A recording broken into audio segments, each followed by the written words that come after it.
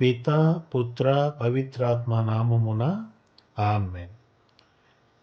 లూకా సువార్త 1వ అధ్యాయము 31వ వచనం నుండి 33వ వచనం వరకు. ఇదిగో, నీవు గర్భము ధరించి కుమారుని కనెదవు, ఆ శిశువునకు యేసు అని పేరు పెట్టుము.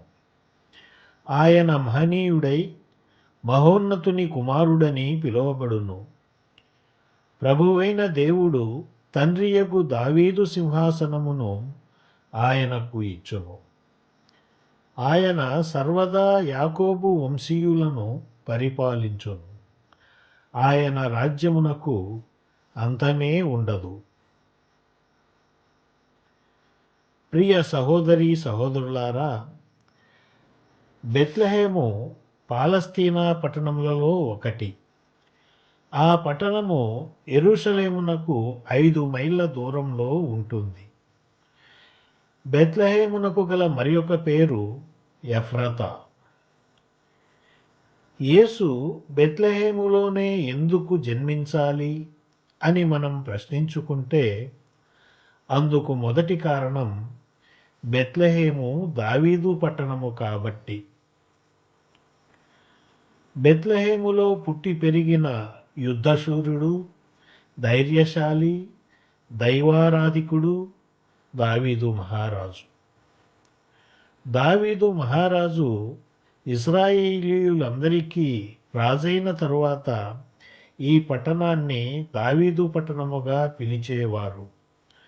ముఖ్యంగా దేవుడు దావీదునకు నాతాను ప్రవక్త ద్వారా, నీ కుటుంబము, నీ రాజ్యము నా కనుసన్నల మనును, నీ సింహాసనము నిత్యము నిలకొని యుండును అని వాగ్దానము చేసినందున దావీదు మహారాజునకు సరి అయిన కుమారునిగా యేసుక్రీస్తు ఉండాలని, దావీదు సింహాసనమును యేసుక్రీస్తు ప్రభుల వారి ద్వారా స్థిరపరచాలని, దావీదు పట్టణమందు రాజాదిరాజైన యేసుక్రీస్తు ప్రభుల వారిని స్థిరపరచాలని దేవాది దేవుడు ఆయనను బెత్లెహేమునందు జన్మింపజేశాడు.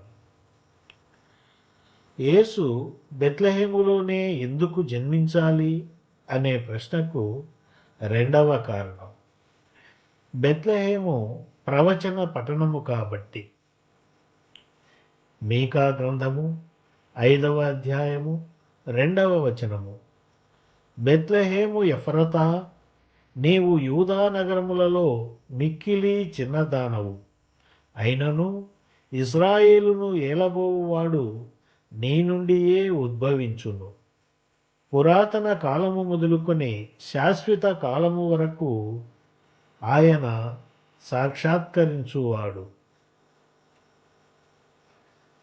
ప్రవచనము అనగా ఖచ్చితంగా భవిష్యత్తులో జరగబోయే సంగతి అని అర్థం.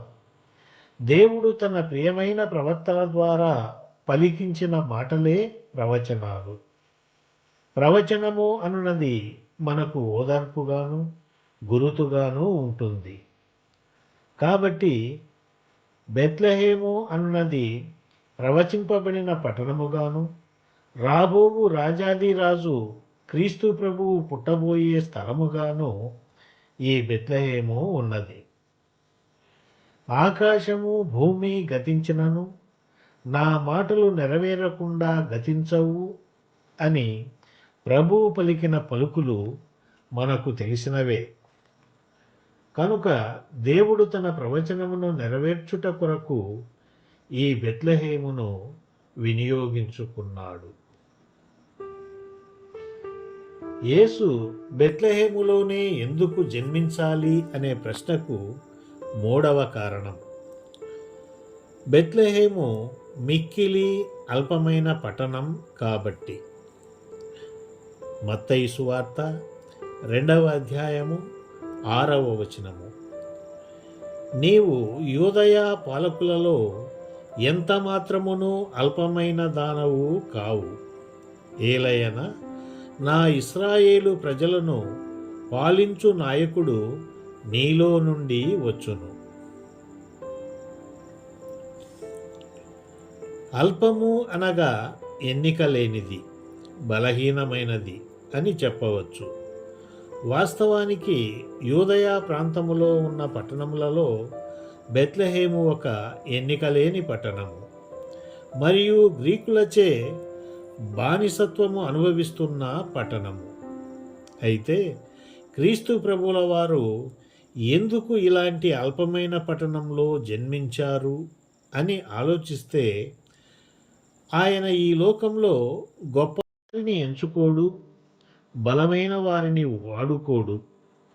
బలవంతులు వారికి కలిగి ఉన్న బలంతో, సంపదతో, పలుకుబడితో గర్విస్తూ మిగతా వారిని అవమానిస్తూ ఉంటారు.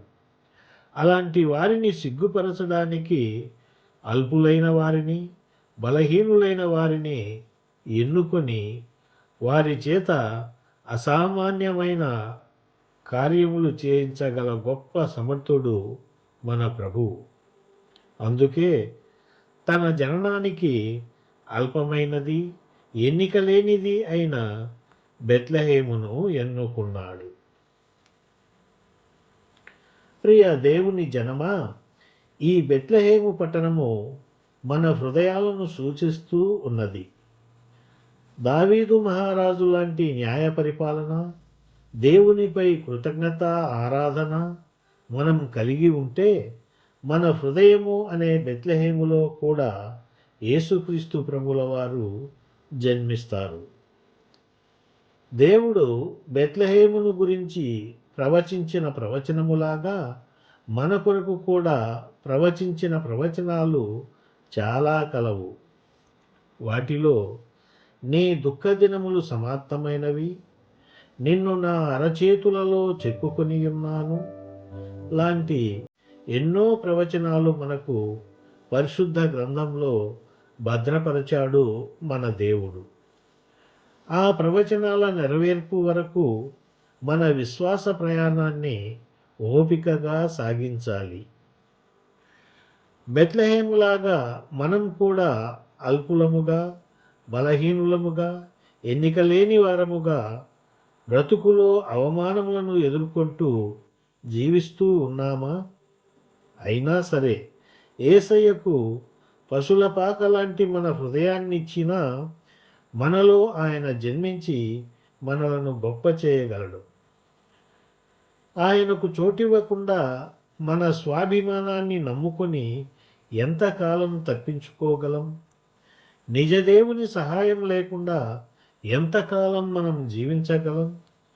నిరాశ, నిస్పృహలు కృంగదీసే మనసుతో ఎంతకాలం బ్రతుకునో ఏడ్చగలం? సమస్తము పరిశీలించి మేలైన దానిని ఎంచుకుందాం.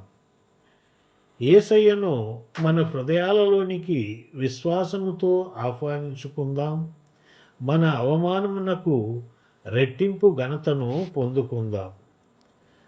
అందుకే యేసయ్య అల్పమైన బెత్లెహేము జన్మించాడు. బెత్లెహేమును ఘనమైన బెత్లెహేముగా మార్చాడు.